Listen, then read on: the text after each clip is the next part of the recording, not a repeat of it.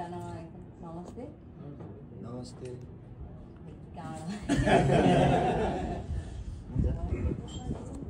म चाहिँ एकदम ग्रेटफुल छु यो अपर्च्युनिटीको लागि, किनभने मैले त्यो सोचेको थिइनँ क्या। अब भविष्यमा आएर सबैजना मलाई धेरै माया गरिदिनुहुन्छ, यति धेरैजना मान्छेहरू भेट्छु, त्यो पनि यति राम्रो राम्रो मान्छेहरूसँग भेट्छु जसले मलाई माया गर्नुहुन्छ, राम्रो सोच्नुहुन्छ।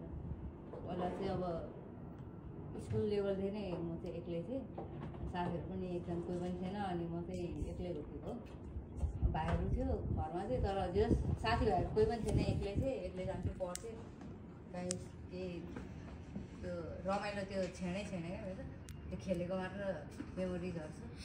अनि तर त्यही भएर पनि अब एकतिरै लाग्यो भनौँ न, फुटबलतिरै चाहिँ फुटबल मनपर्छ र फुटबलले नै रमाइलो हुन्थ्यो, सबै कुरा हुन्थ्यो। त्यही भएर अब अनि जब खेल्दै गएँ त्यही फुटबलले नै मलाई आज सबै कुरा दियो र त्यसमा चाहिँ म एकदम ग्रेटफुल छु आफूप्रति र एकदम आफूलाई चाहिँ लक्की नै ठान्छु, किनभने जुन मैले पाएको छु अहिले होइन, त्यो सबैको भागमा छैन। त्यही भएर जुन मैले पाइरहेको छु त्यसलाई मैले अप्रिसिएट पनि गर्नुपर्छ, तर अझै सेटिस्फाइड पनि छुइनँ। तर अब मलाई चाहिँ जब अब सरले चाहिँ अगाडि नै मलाई चाहिँ कल गर्नुभएको थियो, अब आउने कि नआउने, तर फिक्स थिएन गेमहरू भयो भनेर। अनि फेरि पछि हरि सरले सोध्नुभएको चाहिँ हुन्छ सर भने। अनि खासै मलाई चाहिँ फुटबल प्लेयर तर म गेमहरू यताउता के अपडेटै लिँदिनँ, सोसियल मिडिया पनि खासै चलाउँदिनँ, अनि मलाई केही पनि थाहा पनि हुँदैन। अनि एनपेनाङ एफसी एनपेनाङ गोल्ड कप भन्नुभयो, मलाई एनपेनाङ मात्रै थाहा थियो। पछि चाहिँ अब यहाँ आएपछि सबै कुराहरू थाहा भयो, कसरी अब बिस्तारै बिस्तारै बुझ्दै गर्दा चाहिँ गेम मात्र नभइकन एकदम त्यो नेपालीहरूले नेपालीले सब नेपालीको जुन त्यो भाइचारा हुन्छ, जुन त्यो सपोर्ट हुनुपर्ने, जुन चाहिँ कति ठाउँमा अब नेपालमा त अब त्यस्तो देखाएको थिइनँ मैले, र जुन आफ्नो देशमा हुँदैन त्यो चाहिँ अरू देशमा देख्दा चाहिँ झन् धेरै खुसी लाग्यो मलाई।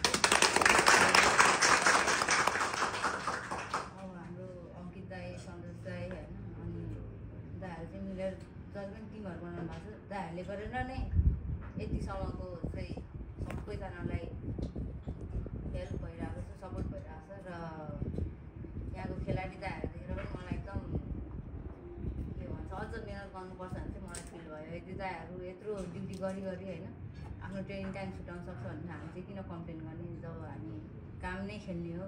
मलाई चाहिँ त्यो फिल हुन्छ। त्यही भएर म चाहिँ एकदम अझै डेडिकेटेड भएर अझै मिहिनेत गर्छु। त्यो चाहिँ दाइहरूले मलाई सिकाउनु भएको छ। र हामी यहाँ आएपछि जति पनि अङ्कित दाई, सन्तोष दाइहरूले, अनि सबै दाइहरू सुरेश दाइहरू छ, सबै दाइहरू चाहिँ अब हामीलाई यति धेरै माया गरिदिनु भएको छ र सबैजनाले यति धेरै माया गरिदिनु भएको छ। म चाहिँ कहिले पनि बिर्सिँदिनँ र यसरी नै सबै अगाडि बढ्नु पाऊँ र यहाँ जति पनि अब दाइहरू बसेर यसरी मिहिनेत गरेर मलाई चाहिँ मेन चाहिँ के खुसी लागेको छ भने हामी चाहिँ कसैको जुनै देशमा भए पनि कसैको मागेर चाहिँ खानु परेको छैन, आफ्नो मिहिनेतले गरेर जहीँ बसे पनि त्यो चाहिँ मलाई एकदम प्राउड फिल हुन्छ। र दाइलाई र गेमको कुरामा त अब राम्रो एकदम राम्रोलाई अब कति थर्ड म्यान डनहरू अब हामीले कति त्यो पासहरू जुन चाहिँ मैले त्यो आफूले सोचिरहन्छु नि यस्तो गर्नु पाएँ भने, त्यो चाहिँ हिजो मैले फिल्डमै देख्दा चाहिँ एकदम खुसी लाग्यो। दाइहरूको त्यो टिम कम्बिनेसनहरू सेल्फिस प्ले नै छैन क्या, त्यो अब साथीहरूलाई यति धेरै बुझ्यो छ ठाउँ ट्याक र हामी पनि त्यस्तै खेल्ने ट्राई गर्छौँ।